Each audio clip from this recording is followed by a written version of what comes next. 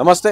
SC వర్గీకరణ 30 ఏళ్ల పోరాటం ఫైనల్లీ చివరి దశకు వచ్చింది. సో ఈ ఒక్క నెల కంప్లీట్గా కూడా ఎస్సీ సామాజిక వర్గానికి చెందిన కావచ్చు, ఇతర సామాజిక వర్గాలకు చెందిన కళాకారులందరూ కూడా ఈ నెల సమయం నాతో వేచించండి. ఈ ఎస్సీ వర్గీకరణ సంబంధించి చివరి దశలో సో మీ ఆ పోరాటం కూడా మాకు అవసరం అని చెప్పేసి మందకృష్ణ మాదిగ గారు పిలుపునిచ్చారు. సో మాట్లాడదాం దీనిపైన. మనతో పాటు ఉస్తాద్ బిస్మిల్లా ఖాన్ అవార్డు గ్రహీత అందే భాస్కర్ అన్న. నమస్తే అన్న. నమస్తే తమ్ముడు. నమస్తే. చెప్పండి అన్న, మీ పాత్ర ఎలా ఉండబోతుంది ఎస్సీ వర్గీకరణ దాంట్లో? నా పాత్ర 1,00,000 డప్పులు 1000 గొంతులు అనే ప్రోగ్రాం కోసం 1,00,000 డప్పులది చీఫ్ కోఆర్డినేటర్ నేనే. కాబట్టి ఈ ఉస్తాద్ బిస్మిల్లా ఖాన్ అవార్డు వచ్చింది కాబట్టి నాకు డప్పులను ఏ విధంగా సమీకరణ చేయాలి, మన డప్పులు హైదరాబాద్ ఏ విధంగా రావాలనేది నాకంటూ ఒక ప్రత్యేకమైన వ్యూహం ఉంది. ఖచ్చితంగా మన వాళ్ళందరూ సహృదయంతో వస్తారు, ఖచ్చితంగా 1,00,000 దాటుతారు. ఈ డప్పులే కాదు, మాకు సంఘీభావంగా ఈ వర్గీకరణోద్యమానికి సంఘీభావంగా సబ్బండ వర్గాల్లో ఉన్నటువంటి ఒక ఒగ్గుడోలు కావచ్చు, లేకపోతే పంబా వాయిద్యం కావచ్చు, జమిడికలు కావచ్చు, లేకపోతే చిరుతల భజనలు కావచ్చు, జడకోపు కళాకారులు కావచ్చు, బంజారా కళాకారులు కావచ్చు, గుస్సాడి, గోండు, పండారి, దాండియా లేదా నాయక్పూడు సామాజిక వర్గానికి చెందిన ప్రతి కళారూపాలు, బీసీలో ఉన్న 20 కళారూపాలు, దుబ్బులు, ఇంకా వివిధ కళారూపాలు అన్నీ, అదేవిధంగా మనకు రుంజా, ఈ సామాజికంగా ఉన్నటువంటి జానపద వాయిద్యాలన్నీ ఈ 1,00,000 డప్పులకు మద్దతుగా వర్గీకరణ ఉద్యమానికి సంఘీభావంగా వాళ్ళు కూడా వస్తారని ప్రకటన చేసినారు. అట్లా ఇది చాలా అద్భుతంగా జరగబోతుంది. ప్రపంచంలోనే ఒక వాయిద్యం 1,00,000 మంది వాయించి ఒక చోటుకు వచ్చిన చరిత్ర ఎక్కడ లేదు. కాబట్టి ఇది ఒక రికార్డ్ అవుతుంది, గిన్నిస్ రికార్డు కూడా అవుతుంది.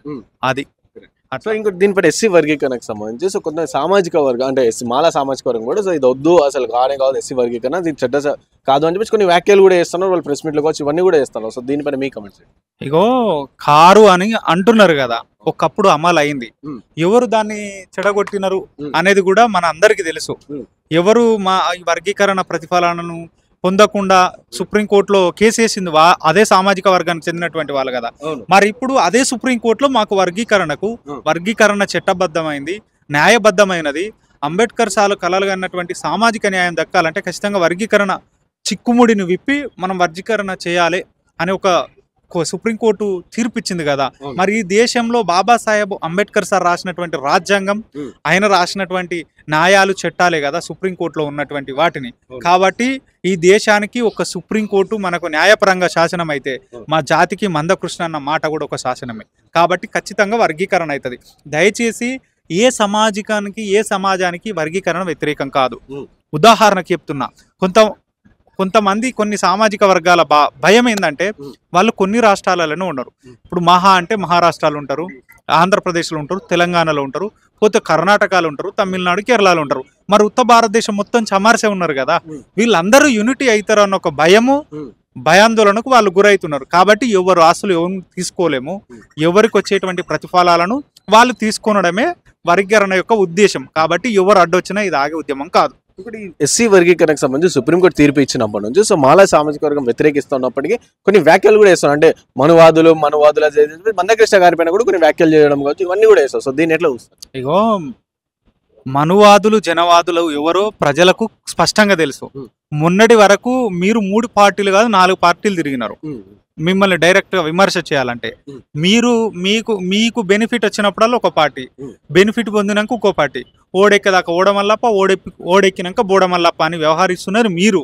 మొన్నటిదాకా మీరే పార్టీలు ఉన్నారు, ఇదే బీజేపీ పార్టీలో ఉన్నారు కదా. మరేమన్నా కృష్ణమాది గారు కండు వేసుకున్నాడా? బీజేపీ పార్టీకి వర్గీకరణ కోసం గతంలో కాంగ్రెస్ కు సపోర్ట్ చేసినారు, వాళ్ళు 10 ఏళ్ళు నాన్ చేసినారు, వాళ్ళ మీద అభిప్రాయం చేంజ్ అయిపోయింది. ఇప్పుడు ఏమైంది, మళ్ళీ బీజేపీ వాళ్ళు సపోర్ట్ చేసినారు, వీళ్ళు సపోర్ట్ చేయడం వల్ల ఇప్పుడు వర్గీకరణ జరుగుతుంది. తను డైరెక్ట్ బీజేపీ కండు వేసుకోలే కదా, నేను వర్గీకరణ అయిన తర్వాత కూడా నల్ల కండువతోటి ఉంటాను, నేను నల్ల కండువతోటి చచ్చిపోతా అని చెప్తుండు కృష్ణన్న. మరి దీనికి ఏమైతుంది? ఆయన రాజకీయాల్లో రాణించాలనుకుంటే ఎప్పుడు ఎంపీ అయ్యేది, ముఖ్యమంత్రి అయ్యేది, ఈ రాష్ట్రానికి రాష్ట్రపతి ప్రధానమంత్రి కూడా అయ్యే అవకాశము ఎస్సీ మాదిగ సామాజిక వర్గానికి వచ్చినటువంటి అవకాశము కృష్ణన్న తీసుకొచ్చిండు అలాంటి సోర్సును. కాబట్టి అట్లాంటి వాళ్ళు తప్పుడు వాదన అని నేను భావిస్తున్నా. ఎందుకంటే వాళ్ళకు తరతరాల నుండి సంపాదించినటువంటి డబ్బులు ఉన్నాయి. ఇప్పుడు మాదిగ సామాజిక వర్గాల్లో ఒక 3 తరాల నుండి రాజకీయాల్లో ఓళ్ళు ఉన్నారు చెప్పండి. ఒక దామోదర్ రాజనరసింహన్న తప్ప వాళ్ళ ఫ్యామిలీ 65 సంవత్సరాల నుండి రాజకీయాల్లో ఉంది. మరి మీరు స్వతంత్రం వచ్చి నుండి మీరే కదా రాజకీయాల్లో, ఇక్కడ ఉన్న ఉమ్మడి ఆంధ్రప్రదేశ్లో ఇప్పుడున్న తెలంగాణలో కూడా నువ్వు ఎమ్మెల్యే, మీ అన్న ఎమ్మెల్యే, నీ కొడుకు ఎంపీ, మరి ఎట్లా? కాంగ్రెస్ పార్టీ కూడా దయచేసి ఆలోచన చేయాలి.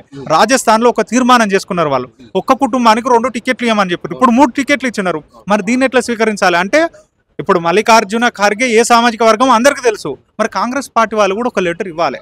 ఇస్తే మేము వర్గీకరణకు సపోర్ట్ చేస్తున్నాం, దీన్ని వెంటనే చట్టబద్ధత చేయండి అంటే పని అయిపోతుంది.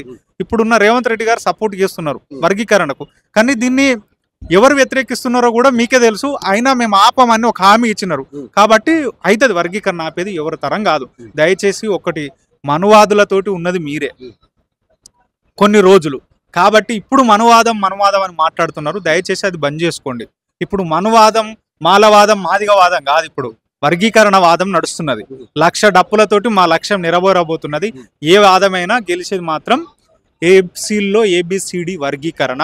ఎవరికి మేము వ్యతిరేకం కాదు. కొంతమంది మూర్ఖులు, పంది లెక్క, ఉరవంది లెక్క ఉబ్బినోళ్ళు అడ్డగోలుగా మాట్లాడుతున్నారు. ఈయనకి ఇంత చదువు వస్తుందా? రాయ్, చదవచ్చినా రాకున్నా కానీ లక్షల మందిని కదిలించేటువంటి కెపాబిలిటీ ఉన్నారు.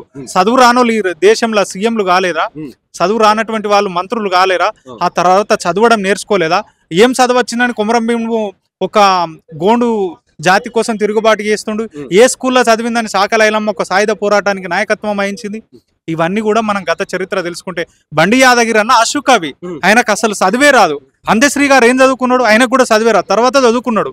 మరి ఇట్లాంటి వాళ్ళని కూడా మనం గౌరవించుకోవాలంటే చదువు రాకున్నా సంఘ సంస్కర్తలు చాలా మంది ఉన్నారు. అట్లాంటి సంస్కర్తనే మన కృష్ణ మాదిగ అన్న అని నేను చెప్పుకోదలుచుకున్నా. అంటే కేవలం అంటే ఒక కుటుంబానికి సంబంధించి కొంతమందికి లాభం చేకూర్చే విధంగా ఉండాలి అని చెప్పేసి, సో మాలా కావచ్చు, మాదిగ సామాజిక వర్గాల్లో కొట్లాట పెట్టి చిచ్చు పెడతారని చెప్పేసి అనుకోవచ్చా? అది తప్పు, అనుకోలేం.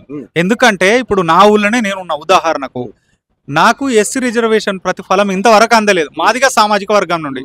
ఇప్పుడు నేను PhD చేస్తున్నాను. అదే నాకంటే ఒక 10-20 సంవత్సరాల క్రితము మాలలను దగ్గరికి తీసుకునేది కాదు. మాదిగలను అస్సలే దగ్గరికి తీసుకునేది కాదు. మనమన్నా కలుపుకొని పోయే మనస్తత్వం ఉండేది. ఇప్పుడు అది ఇంకా ఎక్కువ అయిపోయింది. ఊర్లలో అయిపోయిన నాకే చాలా అవమానం జరిగింది. భోజనానికి పిలిచి సోదరులు మా ఊర్లో వాళ్ళ ఫాదర్ అనిపోతే మేము వెళ్ళిపోతే నన్ను వాకిట్లో కూర్చోబెట్టి భోజనం పెట్టరు. మరి మనం ఇద్దరం అన్నదమ్ములమే, అంత సమానం అనుకున్నప్పుడు నాలాంటి వాడిని దూరం పెట్టాల్సిన అవసరం ఉంది. నేను పెద్ద చదువుకున్నాను కాబట్టి ఈ చదువుకొని ఇంత బాధపడితే, అందుకోసమే ఇవన్నిటికి శాశ్వత పరిష్కారం కావాలంటే ఖచ్చితంగా వర్గీకరణ జరగాలి. ఉదాహరణకు మీరు తూర్పు వాడలు ఉంటారు, మేము తూర్పు వాడలు ఉంటాం, మీరు పరమటి వాడలు ఉంటారు. ఊరికి అవతల ఊరికి ఇవతల, మీరు ఒక వాడ మేము ఒక వాడ. ఇక్కడ మనం కలిసిన సందర్భాల్లో చారిత్రకంగా జాంబవంతుడు పురాణం తీసుకున్నా, ఏది తీసుకున్నా ఎక్కడో ఒక చోట ఏకునారాయణలు లేకపోతే వాళ్ళ చరిత్ర ప్రకారం వస్తారు తప్ప ఎక్కడ మనం కలిసి ఉన్న సందర్భాలు లేవు. దయచేసి వీటన్నిటిని బంద్ చేసుకోవాలని తెలియజేస్తున్నాను ఒర్రేటి వాళ్ళందరికీ. ఫైనల్ గా చెప్పండి అన్న, ఈ SC వర్గీకరణకు సంబంధించి ఇటు BC సామాజిక వర్గానికి సంబంధించిన పెద్దలు కూడా అందరూ కూడా సపోర్ట్ చేస్తున్నారు. ఇతర సామాజిక వర్గాల గురించి అందరి నుంచి సానుకూల స్పందన వస్తుంది. సో మీకు ఎట్లా అనిపిస్తుంది? అండ్ దీని గురించి ఆ సామాజిక సపోర్ట్ చేస్తున్న వాళ్ళకి ఏమైనా చెప్పాలనుకుంటే ఏం చెప్పాలి? SC వర్గీకరణ కోసం BCల నుండి, OCల నుండి, రెడ్డిల నుండి, అన్ని సామాజిక వర్గాల నుండి మద్దతు వచ్చేసింది. కాబట్టి మనం ఏం చెప్పదలుచుకున్నామంటే, దయచేసి మీరు డప్పు కొట్టొచ్చినా కొట్టరాకున్నా మీరు ఒక డప్పు కొనుక్కోండి. ఈ 1,00,000 డప్పులలో మీరు కూడా భాగస్వాములు కాండి. ఎందుకంటే ప్రతి ఉద్యమానికి మాదిగ దండోర కానీ, MRPS కార్యకర్తలు కానీ, మాదిగ సామాజిక వర్గం కానీ ప్రతి ఉద్యమానికి వెన్నుదనిగా ఉన్నది. తెలంగాణ ఉద్యమాన్ని కూడా మోసింది. కాబట్టి వీటన్నిటిని మనం ప్రతిఫలం పొందే క్రమంలో చాలా మంది విచ్ఛిన్నకర శక్తులు అడ్డం పడుతున్నారు. కాబట్టి మీ అందరి సపోర్ట్ మాకున్నది. దయచేసి మీరు కూడా సంకన డప్పేసుకొని రండి, వస్తే చాలా బాగుంటుంది. ఇది విజయం సాధిస్తున్నాం. ఇది విజయడంకనే అయిపోతుంది. వర్గీకరణ విజయడంకం మోగుతుంది, అంతే. Thank you. సో విన్నర్ గా అందే భాస్కర్ గారు చెప్తున్న విషయం, సో SC వర్గీకరణకు సంబంధించి సో చివరి దశలో మనం ఎలాగైనా సరే పెద్ద రికార్డ్ అవుతుంది. ఎందుకంటే మాదిగ సామాజిక వర్గం సంబంధించిన సో అందరూ వాళ్ళే కాకుండా ఇతర సామాజిక వర్గాలకు చెందిన ప్రజలందరూ కూడా సంకట ఒక డప్పు వేసుకొని రండి. హైదరాబాద్ లో 1 తారీఖున అందరు రండి, వచ్చి దాని తర్వాత దీన్ని విజయడంకగా మోగిస్తామని చెప్పేసి అందే భాస్కర్ గారు పిలుపునిస్తారు. కెమెరా పర్సన్ సాయితో రాణా ప్రతాప్, రిపోర్టింగ్ వాహిని టీవీ, హైదరాబాద్.